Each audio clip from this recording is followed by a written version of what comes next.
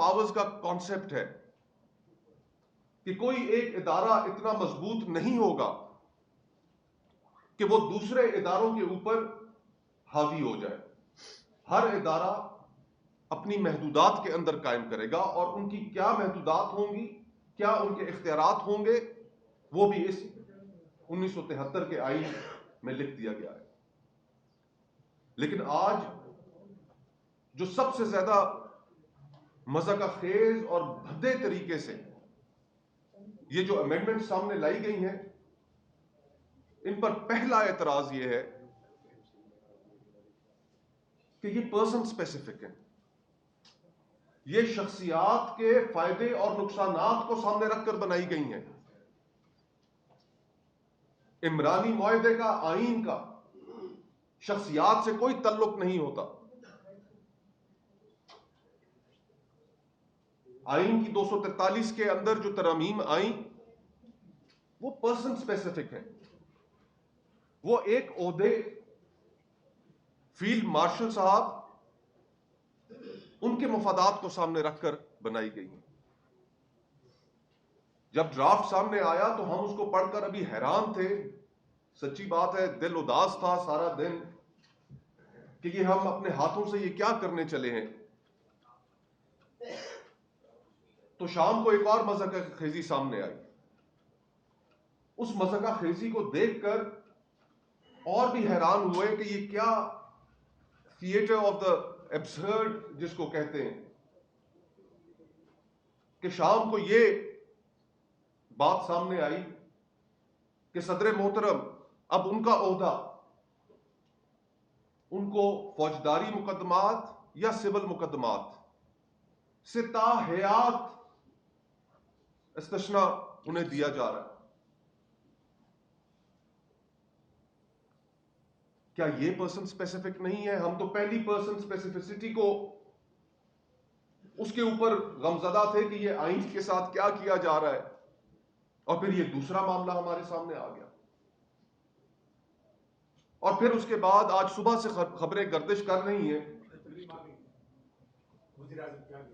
الحمدللہ کہ وزیر اعظم صاحب نے سوچا کہ میں کیوں پیچھے رہ جاؤں، اگر استثنا کی بندر بانٹ جاری ہے تو پھر میں بھی اس کو حاصل کر لوں.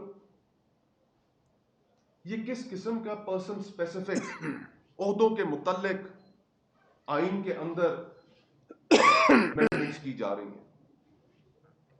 ان کا عوام سے تو کوئی تعلق نہیں ہے.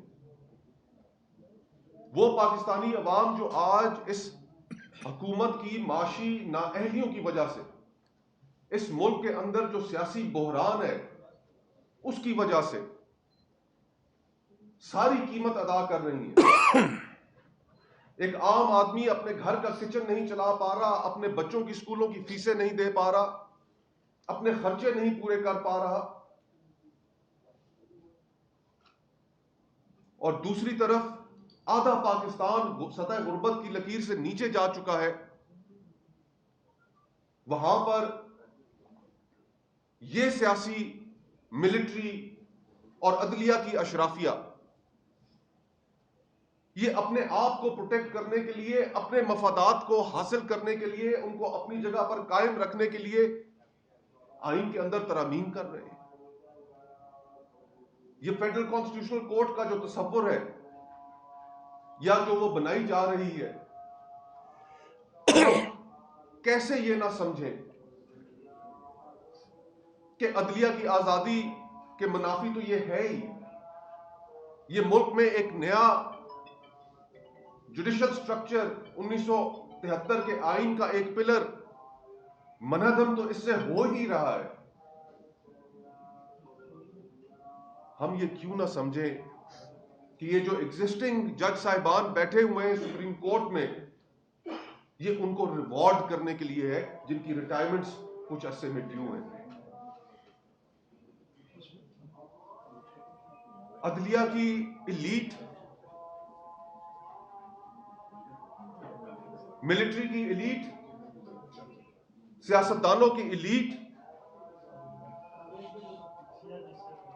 اپنے مفادات کے تحفظ کے لیے اس بنیادی کنسنسس کو جو 1973 میں ایک بڑی قربانی کے بعد، ایک بڑے سہنے کے بعد اس پاکستان کی سوسائٹی نے، معاشرے نے اچیو کیا تھا، یہ اس کو ڈسٹروائے کرنے جا رہے ہیں۔ اور اس ضمن میں جس طرح اچکزئی صاحب نے کہا، ہمیں اس کو اپوز کرنا پڑے گا۔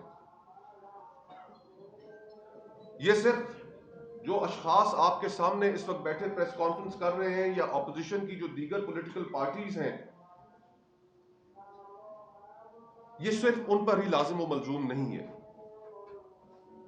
یہ اس ملک کے ہر طبقے پر لازم ہے، عوام پر لازم ہے، جرنلسٹ پر لازم ہے، تاجروں پر لازم ہے، کسانوں پر لازم ہے، ہر سیگمنٹ آف دا سوسائٹی پر لازم ہے کہ اس بنیادی کنسنسس ڈاکیومنٹ 1973 کا آئین جس کی تدفین کر دی جائے گی، جس روز یہ 27ویں آئینی ترمیم پاس ہوگی، کہ اس کو ریزسٹ کرے، اس کے خلاف اپنے احساسات کا اظہار کرے۔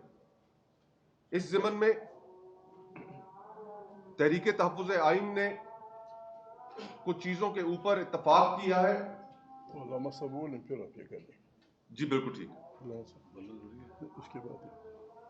اس کے بعد علامہ صاحب گفتگو کر لیں تو اس کے بعد وہ پھر یہ پڑھ کر لائے عمل اناؤنس کر دیا جائے گا آپ کے سامنے۔ بہت بہت شکریہ۔ بسم اللہ الرحمن الرحیم۔ شکریہ۔